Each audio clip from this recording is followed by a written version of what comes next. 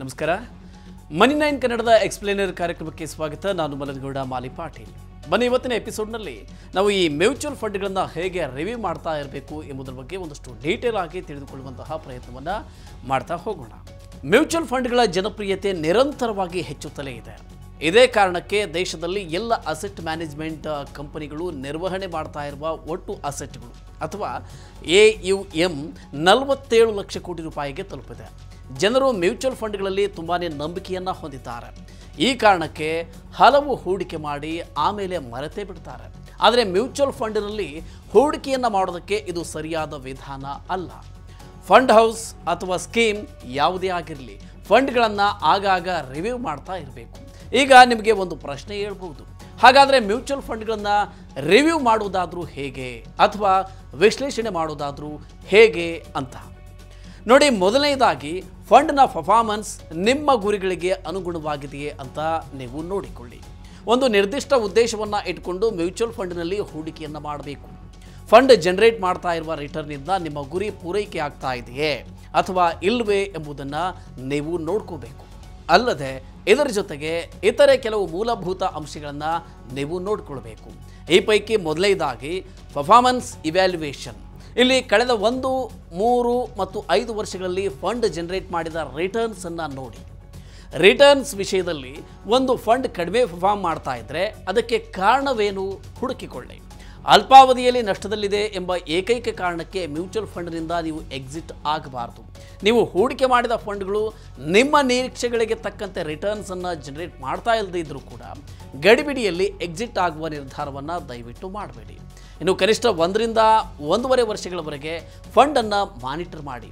ನಿಮ್ಮ ಸ್ಕೀಮ್ಗೆ ಹೋಲಿಸಿದರೆ ಇತರ ಸ್ಕೀಮ್ಗಳು ಹೇಗೆ ಪರ್ಫಾರ್ಮ್ ಮಾಡ್ತಾ ಇವೆ ಎಂಬುದನ್ನು ಕೂಡ ನೀವು ವಿಶ್ಲೇಷಣೆ ಮಾಡಿ ನೋಡಿ. ಇನ್ನು ಎರಡನೇ ಅಂಶ, ಬೆಂಚ್ ಮಾರ್ಕನ್ನು ಗುರುತಿಸೋದಕ್ಕೆ ಸಂಬಂಧಪಟ್ಟದ್ದು.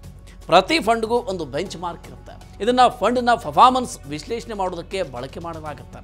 ಉತ್ತಮವಾದ ಮ್ಯೂಚುವಲ್ ಫಂಡ್ ಬೆಂಚ್ ಮಾರ್ಕನ್ನು ಮೀರುತ್ತೆ ಅಥವಾ ಬೆಂಚ್ ಮಾರ್ಕ್ಗಿಂತ ಹೆಚ್ಚು ರಿಟರ್ನ್ಸನ್ನು ನೀಡುತ್ತೆ. ಮ್ಯೂಚುವಲ್ ಫಂಡ್ಗಳಿಗೆ ಈ ಬೆಂಚ್ ಮಾರ್ಕ್ ಎಂಬುದು ಒಂದು ಇಂಡೆಕ್ಸ್ ಇದ್ದ ಹಾಗೆ. ಇದರ ಅಡಿಯಲ್ಲಿ ಶೇರುಗಳು ಮತ್ತು ಇತರ ಸೆಕ್ಯೂರಿಟಿಗಳು ಗ್ರೂಪ್ ಆಗ್ತವೆ. ಒಂದು ಸ್ಪೆಸಿಫಿಕ್ ಫಾರ್ಮುಲಾ ಆಧಾರದಲ್ಲಿ ಇಂಡೆಕ್ಸ್ನ ಮೌಲ್ಯವನ್ನು ನಿರ್ಧಾರ ಮಾಡಲಾಗುತ್ತೆ. ಉದಾಹರಣೆಗೆ BSE ಸೆನ್ಸೆಕ್ಸ್ ಒಂದು ಬೆಂಚ್ ಮಾರ್ಕ್ ಆಗಿದ್ದು ಇದರಲ್ಲಿ 30 ಷೇರುಗಳು ಇವೆ. ಸೆನ್ಸೆಕ್ಸನ್ನು ತನ್ನ ಬೆಂಚ್ ಮಾರ್ಕ್ ಇಂಡೆಕ್ಸ್ ಆಗಿ ಇಟ್ಕೊಂಡಿರುವ ಒಂದು ಸ್ಕೀಮ್ ಈ ಬೆಂಚ್ ಮಾರ್ಕ್ಗಿಂತ ಉತ್ತಮವಾದ ರಿಟರ್ನ್ಸನ್ನು ನೀಡ್ತಾ ಇದೆ ಅಂತ ಅಂದರೆ ಅದು ಉತ್ತಮವಾದ ಸ್ಕೀಮ್ ಅಂತ ನೀವು ಪರಿಗಣಿಸಬಹುದು. ಇನ್ನು ಮೂರನೇದಾಗಿ ನಿಮ್ಮ ಫಂಡ್ ಮ್ಯಾನೇಜರ್ ಮೇಲೆ ಒಂದು ಕಣ್ಣಿಡಬೇಕು. ಮ್ಯೂಚುವಲ್ ಫಂಡ್ನ ಆಡಳಿತ ಮಂಡಳಿಯಲ್ಲಿ ಪದೇ ಪದೇ ಬದಲಾವಣೆ ಆಗ್ತಾ ಇದೆ ಅಂತಾದರೆ ಫಂಡ್ ಮ್ಯಾನೇಜ್ಮೆಂಟ್ನ ಅಸಾಮರ್ಥ್ಯವನ್ನು ಇದು ಸೂಚಿಸುತ್ತೆ. ಫಂಡ್ ಮ್ಯಾನೇಜರ್ಗಳ ಬದಲಾವಣೆಗೆ ಸಂಬಂಧಿಸಿದ ಯಾವುದೇ ಸುದ್ದಿಗೆ ಹೆಚ್ಚಿನ ಗಮನವನ್ನು ನೀವು ಕೊಡಬೇಕಾಗತ್ತೆ. ಯಾಕೆಂದರೆ ಹೊಸ ಫಂಡ್ ಮ್ಯಾನೇಜರ್ ಬಂದಾಗ ಫಂಡ್ನ ಹೂಡಿಕೆಯ ಸ್ಟೈಲ್ನಲ್ಲಿ ಗಮನಾರ್ಹವಾದ ಬದಲಾವಣೆ ಆಗುತ್ತೆ. ಫಂಡ್ ಮ್ಯಾನೇಜರ್ ಅವಧಿ ಕನಿಷ್ಠ 3 ವರ್ಷಗಳವರೆಗೆ ಇರಬೇಕು ಎಂಬುದನ್ನು ನೀವು ಗಮನಿಸಿ. ಹಾಗೆಯೇ ಪೋರ್ಟ್ಫೋಲಿಯೋಗೆ ಯಾವ ರೀತಿಯ ಬದಲಾವಣೆಗಳನ್ನು ಫಂಡ್ ಮ್ಯಾನೇಜರ್ ಮಾಡ್ತಾ ಇದ್ದಾರೆ ಅನ್ನೋದನ್ನು ಕೂಡ ನೀವು ಪರಿಶೀಲಿಸಿ. ಫಂಡ್ನ ವೆಬ್ಸೈಟ್ನಲ್ಲಿ ಈ ಎಲ್ಲ ಮಾಹಿತಿ ಕೂಡ ನಿಮಗೆ ಲಭ್ಯ ಇರುತ್ತೆ. ಇನ್ನು ಪ್ರಮಾಣಿತ ಫಿನಾನ್ಷಿಯಲ್ ಪ್ಲಾನರ್ ಜಿತೇಂದ್ರ ಸೋಲಂಕಿ ಅವರು ಹೇಳುವಂತೆ ವ್ಯಕ್ತಿಯ ಹಣಕಾಸಿನ ಗುರಿಗಳನ್ನು ಆಧರಿಸಿ ಮ್ಯೂಚುವಲ್ ಫಂಡನ್ನು ರಿವ್ಯೂ ಮಾಡಬೇಕು.